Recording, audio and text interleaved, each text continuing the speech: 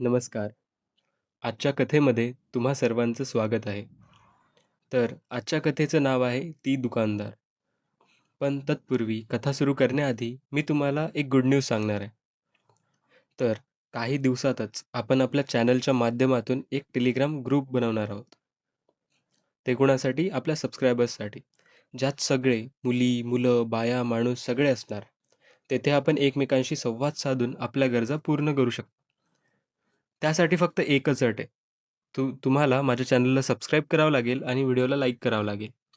आणि जसं की ग्रुप बनेल मी तुम्हा सर्वांना माझ्या चॅनलच्या माध्यमातून कळवेल. त्यासाठी फक्त माझ्या चॅनलला सबस्क्राईब करा. तर चला आपल्या कथेला सुरुवात करूया. तर माझे नाव चिंतन, माझे वय 29. मी गेली 10 वर्ष वाचक आहे. म्हणजे नुसतं सुकापण. हातकाम चालू आहे आपलं फक्त. तर ही माझी पहिली आणि खरी घडलेली कथा आहे. मी जिथे राहायचो ना, तिथे जवळच 2 मिनिटावर एक दुकान होतं, जे एक फॅमिली चालवायची आणि फॅमिली पण मराठीच होती. काका, काकू आणि त्यांची 2 मुलं. ती शाळेत होती. समथिंग 7वी-8वीमध्ये होते. स्टोरीच्या नायिका म्हणजे काकू. तुम्ही त्यांना दुकानवाल्या काकूही म्हणू शकता. मला बारीक बाया खूप आवडतात. त्याही अशाच होत्या.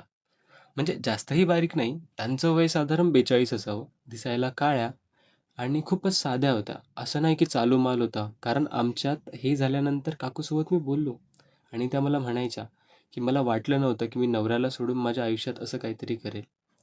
चला स्टोरीवर येऊया. दिसायला त्या खूप छान होत्या. एकदम चेहऱ्याची ठेवण, नाक, डोळे नेहमी त्या साडीमध्ये असायच्या. ब्राही नाही घालायच्या. त्यांच्या ब्लाऊजमधून मला दिसून यायचं, कधी ब्लाऊज पारदर्शक असल्यानं छोट्या-छोट्या स्तनांचा आकार दिसायचा आणि काळे-काळे होते ते तर दिसूनच यायचं. बारीक असल्यामुळे त्या छान शेपमध्ये होत्या. त्यांच्या कमरेची पडलेली रेष खूप आवडायची. मला असं वाटायचं की जीभ फिरवून एकदम चाटून काढू. त्यांचं पोट दिसायचं. साडीमधून काही साडीमधून खूप काही व्हायचं आतमध्ये. कोरोनानंतर त्यांनी दुकान सुरू केलं.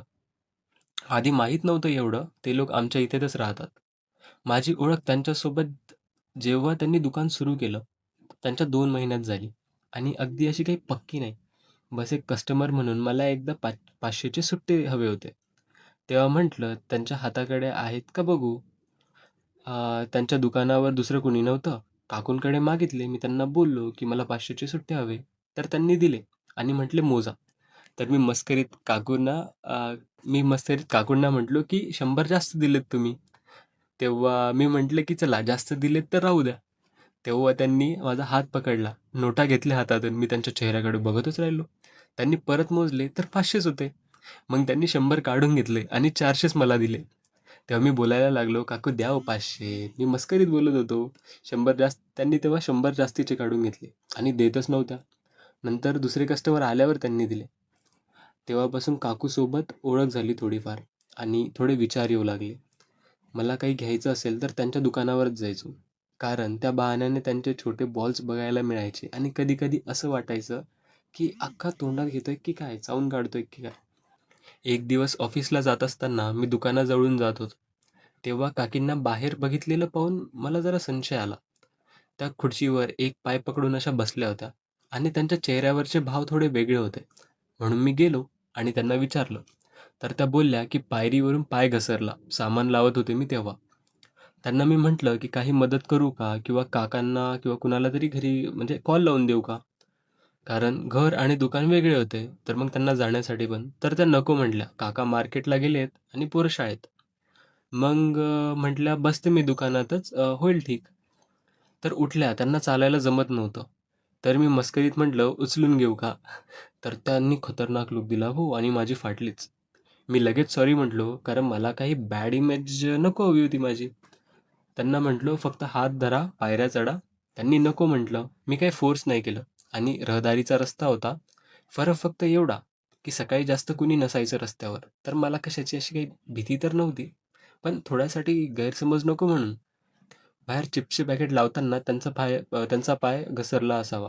कारण ते पॅकेट साईडला पडलेले होते. मी बघितले आणि म्हटलो, "सांगा कुठे लावायचं? मी करतो ते काम." त्या म्हटल्या, "राहू दे." मुलं आले की मी सांगते त्यांना.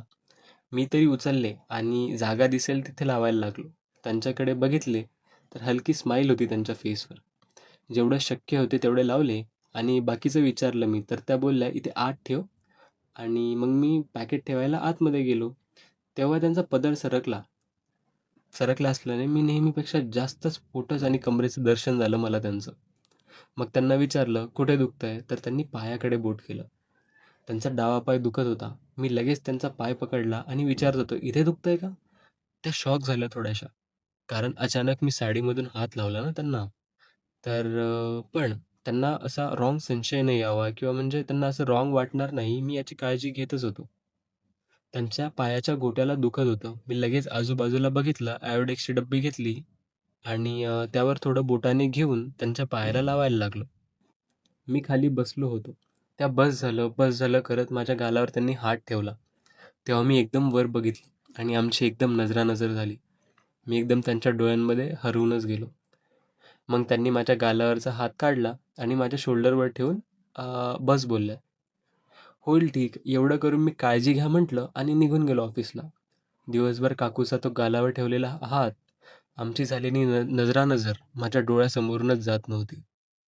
तर याच्यापुढे तर काय झालं मी काय सांगू मित्रांनो मित्रांनो तुम्हाला. जर तुम्हाला पुढची स्टोरी ऐकायची असेल, तर जस्ट माझ्या चॅनलला सबस्क्राईब करा. याचा भाग 2 आपण लवकरच आणू. Thank you.